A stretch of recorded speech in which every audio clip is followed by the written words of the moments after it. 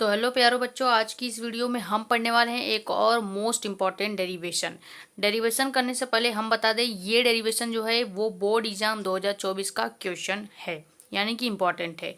2024 में आया है, यानी कि 25 नहीं तो 26 वाले बोर्ड एग्जाम में ये पूछा जा सकता है, इसलिए मैंने ये डेरिवेशन लाया है। ये डेरिवेशन जो है आपका 5 मार्क्स का, कंप्लीटली 5 मार्क्स का आएगा बोर्ड एग्जाम में। ये डेरिवेशन में जो ये लिखी हुई चीज़ें हैं, ये हम लिख के पहले इसलिए लाए हैं ताकि जो आपका समय है वो बच सके और मैं आपको ये एक्सप्लेन कर सकूं।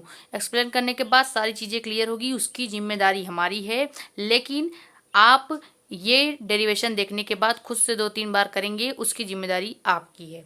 ठीक, अब चलते हैं डेरिवेशन को स्टार्ट करते हैं। लेकिन डेरिवेशन स्टार्ट करने से पहले आपको बता दें कि अगर आप हमारे चैनल पर नए हो तो चैनल को कर लीजिए सब्सक्राइब।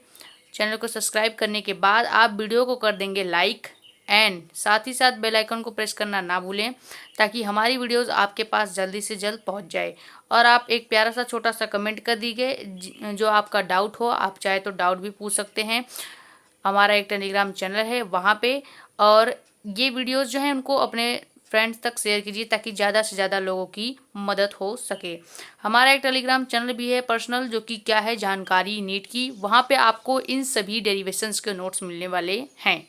ठीक है, जैसे कि हम आपको ये डेरिवेशन करा के जाते हैं, इन सभी नोट्स को मैं वहाँ पे अपलोड कर देती हूँ। तो वहाँ पे आप क्या करोगे, जाके नोट्स देखने के लिए ज्वाइन कर लोगे।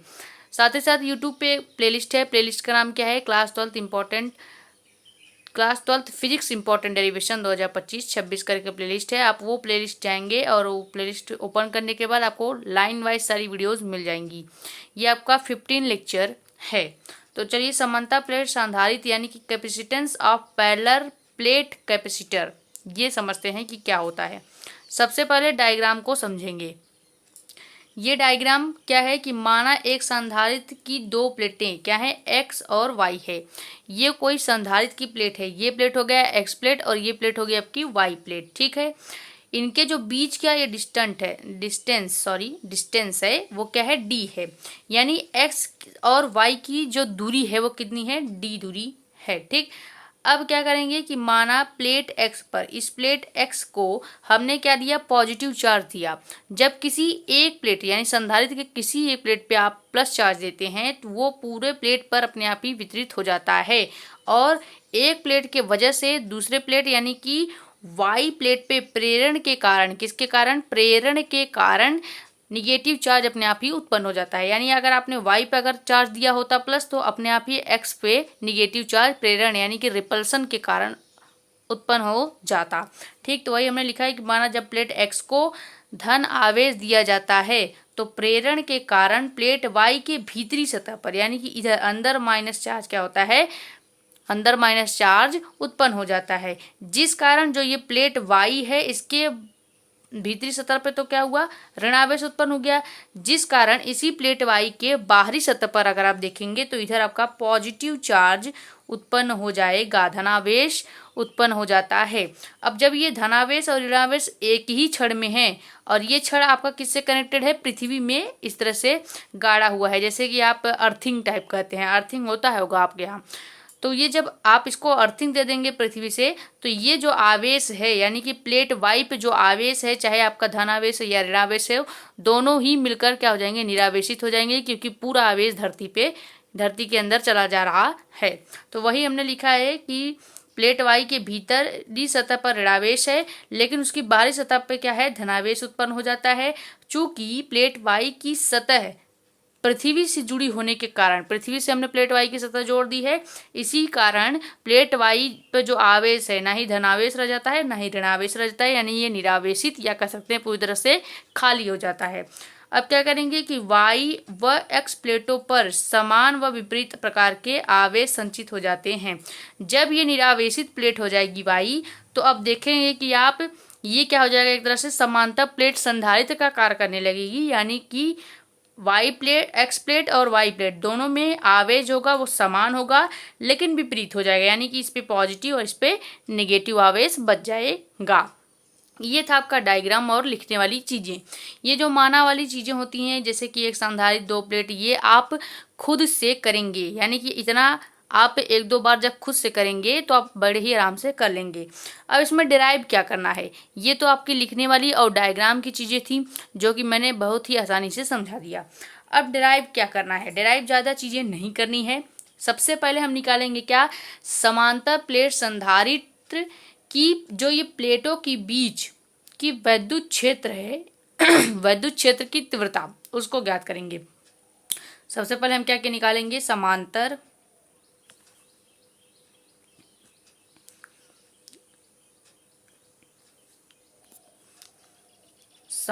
प्लेट संधारित्र की प्लेटों के बीच की वैद्युत क्षेत्र की तीव्रता, वैद्युत क्षेत्र भी आप कह सकते हैं या तीव्रता भी कह सकते हैं। सबसे पहले हम वैद्युत क्षेत्र की तीव्रता निकालेंगे, किसके लिए, इस समांतर प्लेट x और y दोनों के बीच के लिए वैद्युत क्षेत्र की तीव्रता निकालेंगे।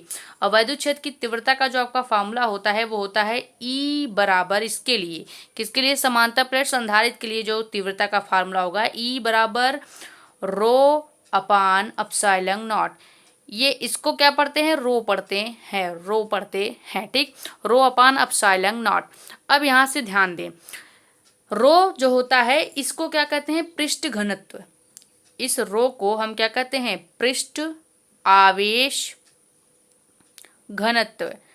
पृष्ठ आवेश घनत्व होता क्या है, तो एकांक क्षेत्रफल पर प्रति आवेश को, यानी हम पृष्ठ आवेश घनत्व की अगर हम परिभाषा लिखना चाहें, यहाँ पे हम परिभाषा, यहाँ पे आपका 3 नंबर भी हम कंफर्म कर दे रहे हैं क्योंकि पृष्ठ आवेश घनत्व जो है 3 नंबर में शॉर्ट क्वेश्चन में पूछा जाता है, तो वहाँ पे आप थोड़ा सा देख लें क्योंकि ये जरूरत अभी पड़ेगा। इसीलिए रो को हम कहते हैं पृष्ठ आवेश घनत्व, और पृष्ठ आवेश घनत्व की परिभाषा क्या है कि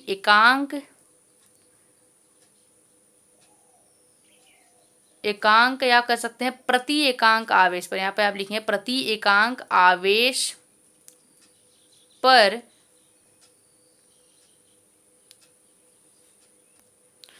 यहाँ पे आप क्या लिखेंगे कि प्रति एकांक क्षेत्रफल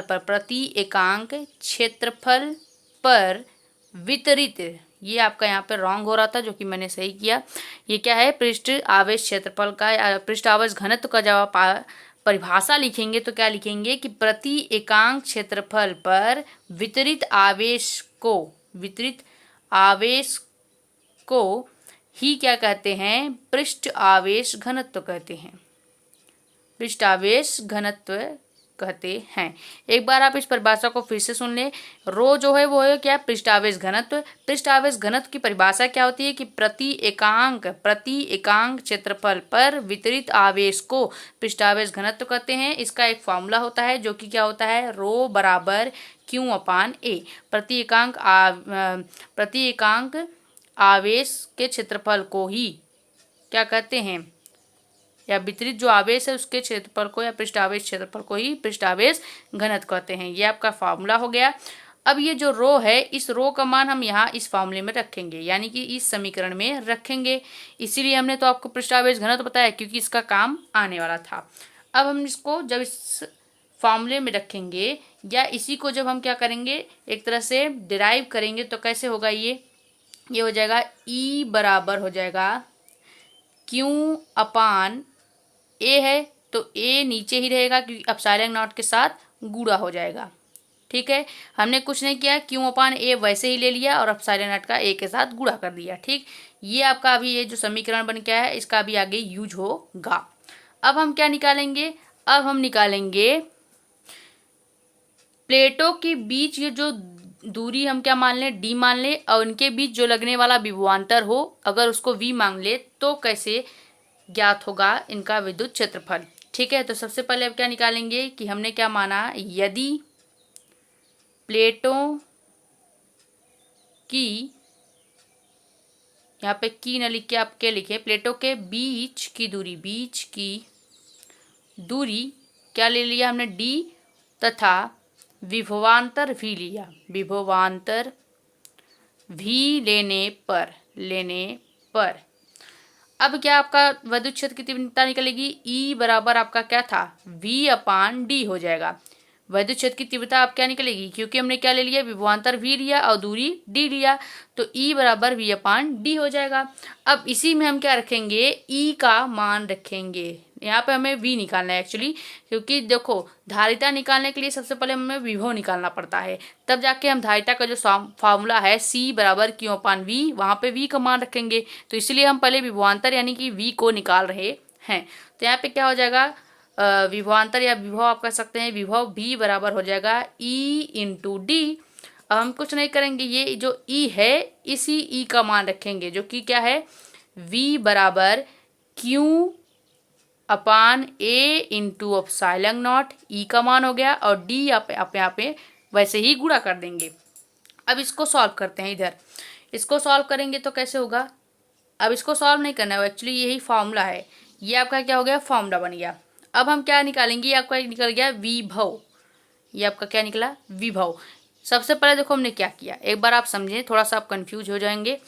तो आप समझे, समांतर प्लेट संधारित्र की प्लेटों के बीच सबसे पहले हम निकाला वैद्युत क्षेत्र की तीव्रता, और वैद्युत क्षेत्र की तीव्रता निकालने के लिए संधारित्र के लिए जो वैद्युत क्षेत्र की तीव्रता होगी, ये होगी E बराबर ρ/ε0। रो होता है पृष्ठावेश घनत्व, तो पृष्ठावेश घनत्व की परिभाषा क्या है कि प्रति एकांक क्षेत्रफल पर वितरित आवेश को ही पृष्ठावेश घनत्व कहते हैं।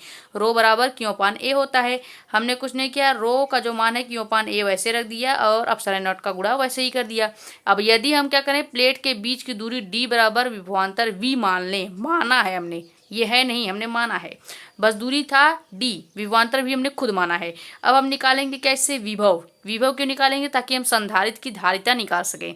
ठीक है, विभव v बराबर E/d होता है। हमने यहाँ पे क्या किया, E का ये जो मान है यहाँ पे रख दिया, ये पूरा E का मान है, किसका मान है, ये पूरा E का मान है, और ये आपका D वैसे ही है, ये आपका निकल के आया विभव। अब हम आखिरी स्टेप पे चल रहे हैं, जो कि क्या है, संधारित्र की धारिता निकालना। संधारित्र की धारिता निकालना, संधारित्र की धारिता क्या हो जाएगी, C बराबर, आपका फॉर्मूला होता है C बराबर Q/V। इसमें हम क्या रखेंगे, v का ये मान रख देंगे, यानी कि C बराबर हो जाएगा Q आपका वैसे ही ये वाला, और फिर ये पूरा मान Q/A इंटू एप्सिलॉन d। ठीक है, अब इस Q से ये Q कैंसिल आउट हो जाएगा। आपका जो मेन डेरिवेशन का जो फॉर्मूला बन के आया है, मेन डेरिवेशन का फॉर्मूला बन के आएगा क्या, C बराबर, इसको असेंबल करेंगे, ये जब ऊपर जाएगा तो एप्सिलॉन इंटू A/d। यही आपका क्या है, ये आपका है समांतर प्लेट संधारित्र की धारिता। ये आपका डेरिवेशन है, डेरिवेशन का मेन फार्मूला है। लेकिन इसी को कभी कभी अगर हम क्या मान लें कि माध्यम का परावैद्युतांक के मान के दिया जाता है, तब ये फार्मूला कैसे होगा वो देखें। तो अगर हम क्या करें, यदि यहीं पे एक केस मान लें कि यदि माध्यम का परावैद्युतांक